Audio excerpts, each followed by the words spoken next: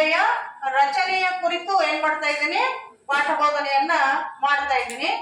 ರಚನೆ ಯಾವ ರೀತಿಯಾಗಿ ಲೋಕಸಭೆಯನ್ನ ರಚನೆ ಮಾಡಲಾಗಿದೆ ಅನ್ನುವಂಥದ್ರ ಕುರಿತು ನಾವು ಚರ್ಚೆ ಮಾಡ್ತಿರ್ಬೇಕಾದ್ರೆ ಮೊದಲೇ ಬರೋದು ಯಾವ್ದಪ್ಪ ಅಂತಂದ್ರ ಅರ್ಹತೆ ಬರ್ತದ. ಅಂದ್ರ ಲೋಕಸಭೆಯ ಸದಸ್ಯರಾಗ್ಲಿಕ್ಕೆ ಇರುವಂತ ಅರ್ಹತೆಗಳು ಯಾವ್ಯಾವ ಇದಾವ ಅನ್ನುವಂಥದ್ದನ್ನ ನಾವು ನೋಡ್ತಾ ಹೋಗುವ. ಮೊದಲನೇದಾಗಿ ಭಾರತದ ಪ್ರಜೆ ಆಗಿರ್ಬೇಕು. ಮೊದಲನೇದೇನ್ರಿ, ಭಾರತದ ಪ್ರಜೆ ಆಗಿರಬೇಕು. ವಿದೇಶಿಗರಿಗೆ ನಾವು ಚುನಾವಣೆಗೆ ನಿಂತ್ಕೊಳ್ಳಿಕ್ಕೆ ಅವಕಾಶ ಕೊಡಲ್ಲ. ನಮ್ಮ ದೇಶದ ಪ್ರಜೆ ಇದ್ದಾಗ ಮಾತ್ರ ನಾವೇನ್ ಮಾಡ್ಲಿಕ್ಕೆ ಅವಕಾಶದ, ಚುನಾವಣೆಗೆ ಸ್ಪರ್ಧಿಸ್ಲಿಕ್ಕೆ ಅವಕಾಶ ಅದ. ಇನ್ನು ಅದೇ ರೀತಿಯಾಗಿ ಎರಡನೇ ಒಂದು ಅರ್ಹತೆ ವಯಸ್ಸು. ಅದು ಏನಪ್ಪಾ ಅಂತಂದ್ರೆ 25 ವರ್ಷ ಮೇಲ್ಪಟ್ಟವರು ಏನ್ ಮಾಡ್ಲಿಕ್ಕೆ ಸಾಧ್ಯದ, ಚುನಾವಣೆಗೆ ಸ್ಪರ್ಧೆ ಮಾಡ್ಲಿಕ್ಕೆ ಅವಕಾಶ ಇದೆ. ಇಲ್ಲಿ ಯಾವುದೇ ಜಾತಿ, ಧರ್ಮ, ಕುಲ, ಗೋತ್ರ, ವರ್ಣ ಆಧಾರಿತವಾಗಿ ಇಲ್ಲೇನಿಲ್ಲಪ್ಪ ಅಂತಂದ್ರೆ ತಾರತಮ್ಯ ಇಲ್ಲ, ಭೇದ ಭಾವ ಇಲ್ಲ. ಒಟ್ಟಾರೆ ಅವರ ವಯಸ್ಸು ಮಾತ್ರ ಅಲ್ಲಿ ಏನಾಗ್ತದೆ, ನಿಗದಿಪಡಿಸಲಾಗ್ತದೆ. ಆ ವಯಸ್ಸು ಎಷ್ಟು, 25. ಇನ್ನ ಮೂರನೇದಾಗಿ ಸರ್ಕಾರಿ ಹುದ್ದೆಯನ್ನ ಹೊಂದಿರಬಾರ್ದು. ಯಾವ ಕಾರಣಕ್ಕೂ ಚುನಾವಣೆಗೆ ಸ್ಪರ್ಧಿಸುವಂತ ವ್ಯಕ್ತಿ ಸರ್ಕಾರಿ ನೌಕರಿ ಮಾಡಬಾರ್ದು ಅಂತ. ಅಕಸ್ಮಾತ್ ಅವ್ ಏನಾದ್ರೂ ಚುನಾವಣೆಗೆ ಸ್ಪರ್ಧೆ ಮಾಡ್ಬೇಕು ಅಂತಂದ್ರೆ ರಾಜೀನಾಮೆ ಕೊಡ್ಬೇಕ್ರಿ. ಅಂದ್ರ ಮಾತ್ರ ಏನ್ ಮಾಡ್ಲಿಕ್ಕೆ ಬರ್ತದೆ, ಚುನಾವಣೆಗೆ ಸ್ಪರ್ಧೆ ಮಾಡ್ಲಿಕ್ಕೆ ಬರ್ತದೆ.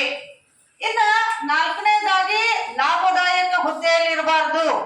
ಯಾವುದೇ ಕಾರಣಕ್ಕೂ ಆ ವ್ಯಕ್ತಿಗೆ ಮೇಲಿಂದ ಮೇಲೆ ಸಂಬಳಕ್ಕಿಂತಲೂ ಗಿಂಬಳ ಸಿಗುವಂತ ವ್ಯವಸ್ಥೆಯಲ್ಲಿ ಇರಬಾರ್ದು, ಲಾಭ ಸಿಗಬಾರ್ದಂತ ಹುದ್ದೆ. ಅದಕ್ಕೆ ಲಾಭದಾಯಕ ಹುದ್ದೆಯನ್ನ ಹೊಂದಿರಬಾರ್ದು ಅಂತ ಹೇಳ್ತಾರೆ. ಇನ್ನು ನಾಲ್ಕನೇದಾಗಿ ಅಪರಾಧಿ ಆಗಿರಬಾರ್ದು.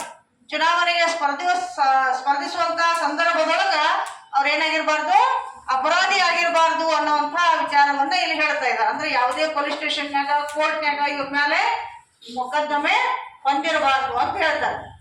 ಇನ್ನ ಕೊನೆಯದಾಗಿ ಮಾನಸಿಕವಾಗಿ ಅಸ್ವಸ್ಥನಾಗಿರಬಾರ್ದು. ಅಂದ್ರೆ ಹುಚ್ಚಾಗಿರ್ಬಾರ್ದ್ರಿ.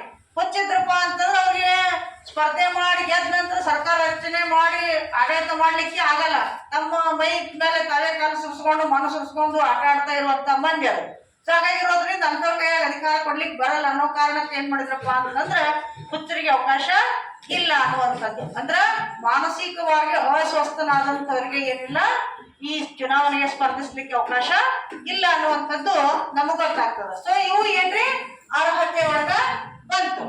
ಇನ್ನ ಚುನಾವಣೆಗೆ ಸಂಬಂಧಿಸಿದಂತೆ ನಾವು ಚರ್ಚೆ ಮಾಡ್ತಿರ್ಬೇಕಾದ್ರ ನಮ್ಮ ದೇಶದ ಸಂವಿಧಾನದೊಳಗ ಲೋಕಸಭೆಗೆ ಸಂಬಂಧಿಸಿದಂತೆ ಸ್ಪರ್ಧೆ ಮಾಡ್ತಿರ್ಬೇಕಾದ್ರ 5 ವರ್ಷಕ್ಕೊಂದ್ಸರಿ ಏನಾಗ್ತದ, ಚುನಾವಣೆ ನಡೀತದ. ಸಾರ್ವತ್ರಿಕ ಚುನಾವಣೆ ಅಂತ ಕರೀತಾರೆ.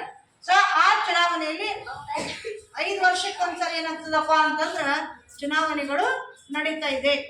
ಸೊ ಇದು ಸಹಿತ ನಿಮ್ಗ ಗೊತ್ತಿರ್ಬೇಕು.